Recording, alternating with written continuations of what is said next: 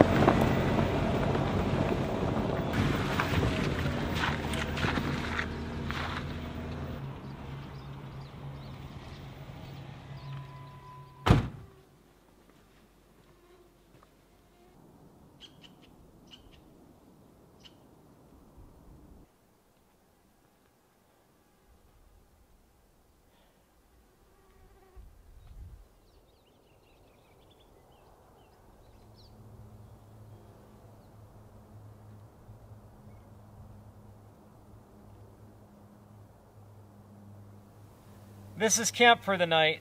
It's not a proper campsite, it's just a spur at the end of a mountain road, an arbitrary flat spot with great views and good privacy. And that's quite alright because I'm not settling in tonight, just stopping here for some shut-eye.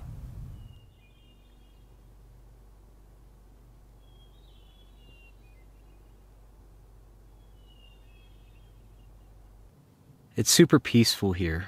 The birds are singing. Where they were just singing. I'm at 11,300 feet. I'm gonna sleep well tonight. I drove through Ouray, Colorado on the way here, and it was bustling. A lot of off-road vehicles. My goal for this week is to focus on Silverton, Colorado, which is south of Ouray. I've never been there before, but I looked at the map and there's a lot of BLM routes, forest routes, so plenty of things to discover and adventures to be had.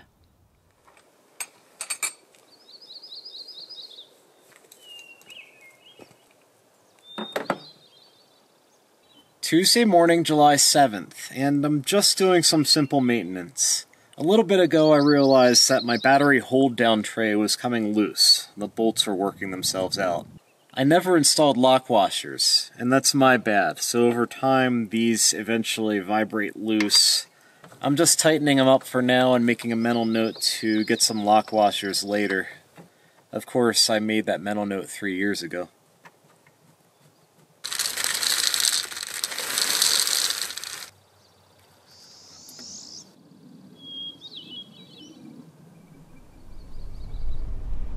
Alright, we are off. Let's go exploring.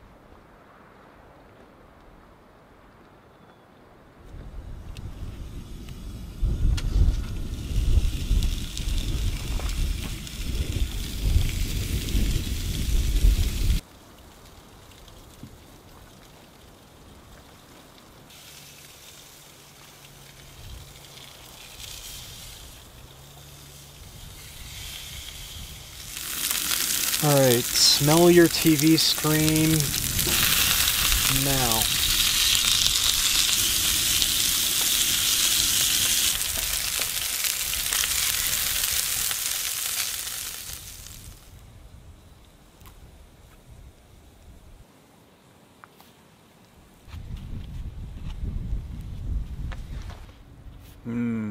I've been craving these all day.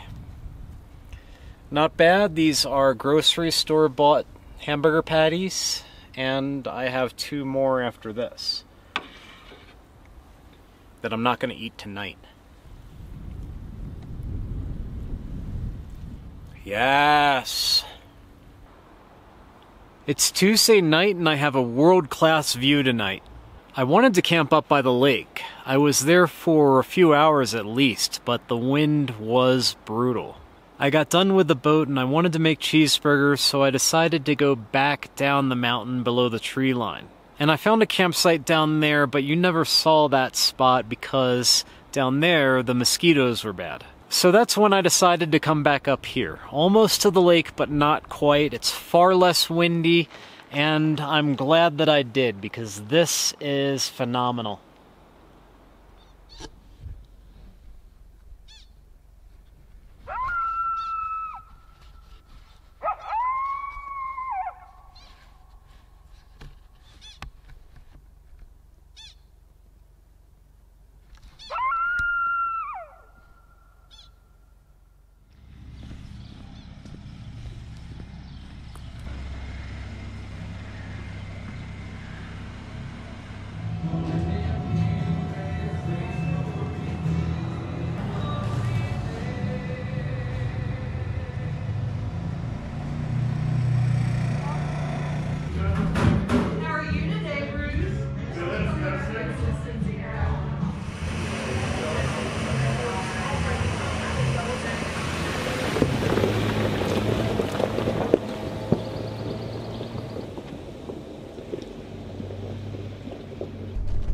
It's Wednesday morning, July 8th, and I slept amazingly on the mountaintop last night with an extraordinary view, and then came immediately into Silverton, Colorado, where I enjoyed a cup of coffee and getting some work done on my computer.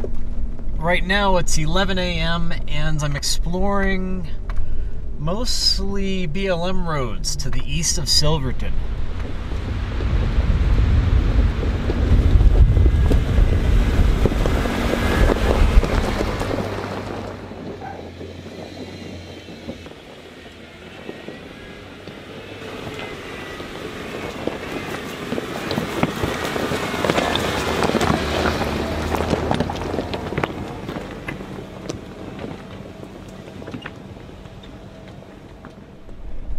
National forest roads, like the one that I was on yesterday, tend to be more predictably beautiful, leading towards scenic and well-managed destinations. BLM roads are also federally managed, but they tend to be a little bit more haphazard, winding every which way, leading to unknown destinations. Where is this road going to go, and what's at the end of it? And that, the unknown, excites me more than anything.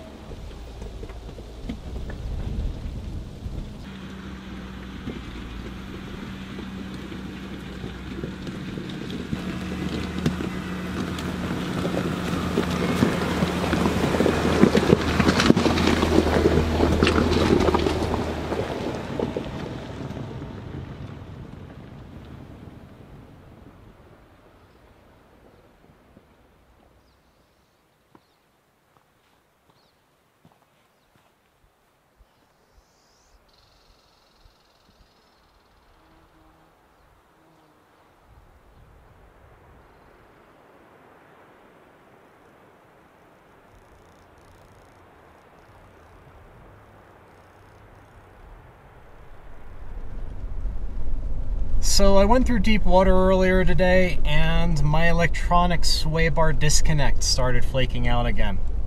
This whole sway bar assembly is less than a year old, so I'm hoping that it was just a wet wiring harness into the sway bar actuator. And that might have been the problem because I let it dry out for a little bit and I plugged it back in and it seems to be just fine now. Worst case scenario, water got into the actuator itself, in which case I can expect flakiness in the future, but I'm gonna keep my fingers crossed for now and just forget it ever happened.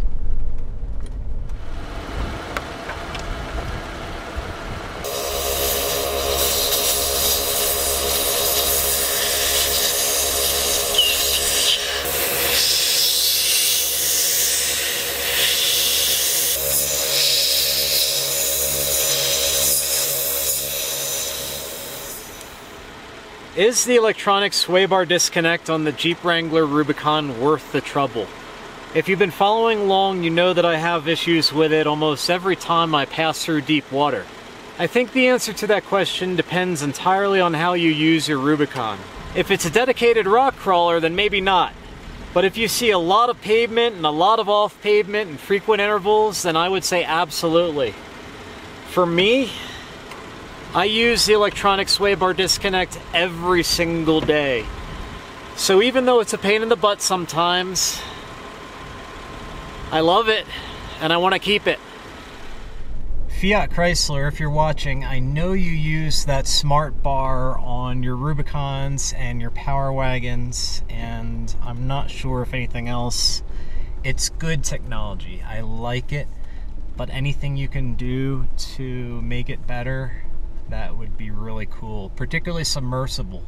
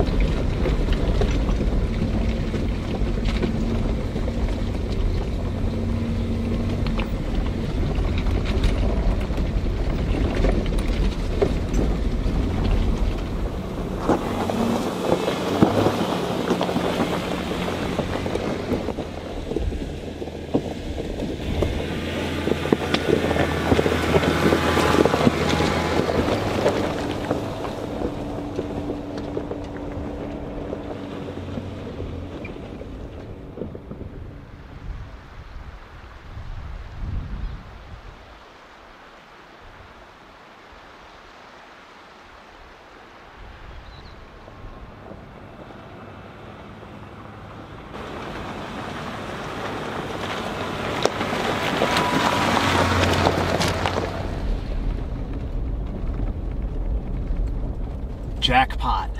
This lake is not on my map. I did not expect to find this up here. This might be where I'm spending the night.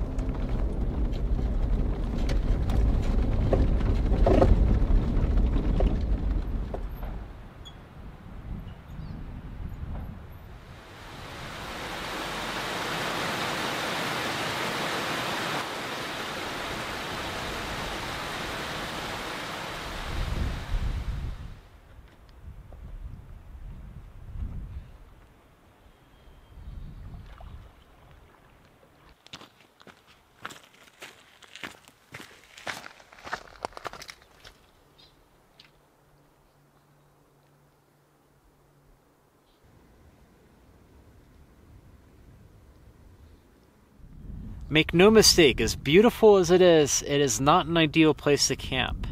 It's warmer at lower elevations. At lower elevations you have trees, you have barriers from the elements, particularly the wind. I checked the weather forecast and the wind is supposed to die down around 8 or 9 p.m., so I'm going to get a good night's sleep. But right now it's inhibiting me from making more cheeseburgers. Not that I crave cheeseburgers since I just had them last night, but since I have the burger patties, I need to get rid of them, and might as well get rid of them properly. But every now and then it's worth suffering the wind and inclement weather to camp at a place that looks like this.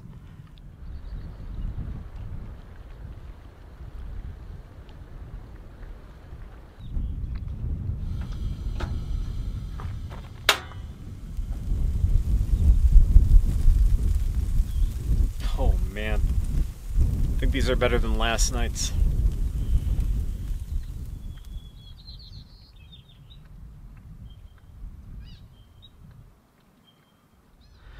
It's Wednesday night. Tomorrow morning I'm gonna break camp and head directly into Silverton. I was there this morning just for coffee, but I immediately hit the road again, and tomorrow I want to spend a little bit more time in town and get to know my way around. But from what I've seen so far, Silverton is really cool, and I'm looking forward to hanging out there tomorrow.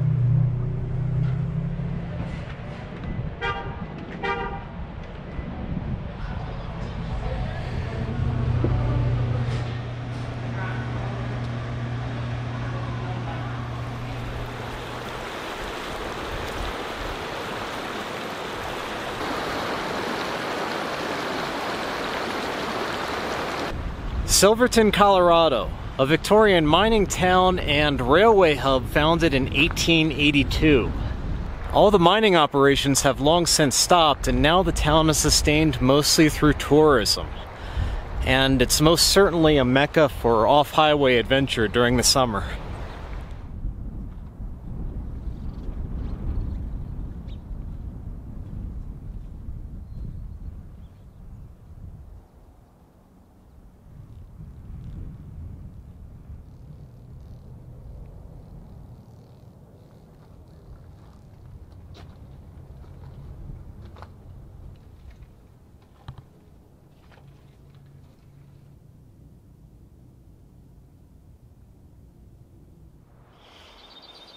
It's Thursday afternoon, July 9th, 2020, and I'm going to call that a wrap for the week.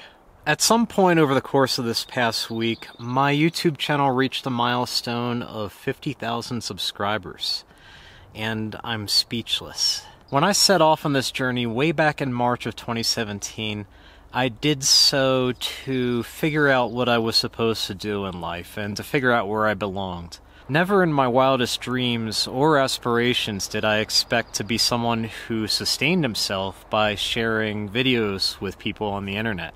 I could not be more grateful to you all for making this possible. All my life I wanted to be a photographer, and I didn't quite know how to get into it, especially coming from web development. But you have facilitated that dream and have allowed me to pursue something that I'm passionate about. So from the bottom of my heart, thank you. Since Silverton is such a hub for four-wheel drive adventure, I ran into a ton of kindred spirits this past week, and if you're watching this, it was an absolute pleasure meeting all of you. Next week I plan to stay in this general vicinity in southwest Colorado and continue exploring the San Juan Mountains. After that, later in July, I'm going to head out of Colorado to the north and continue following the Rocky Mountains up into the northern states. For right now, thanks for following along. I hope you enjoyed this week's adventure, and I will see you again next week.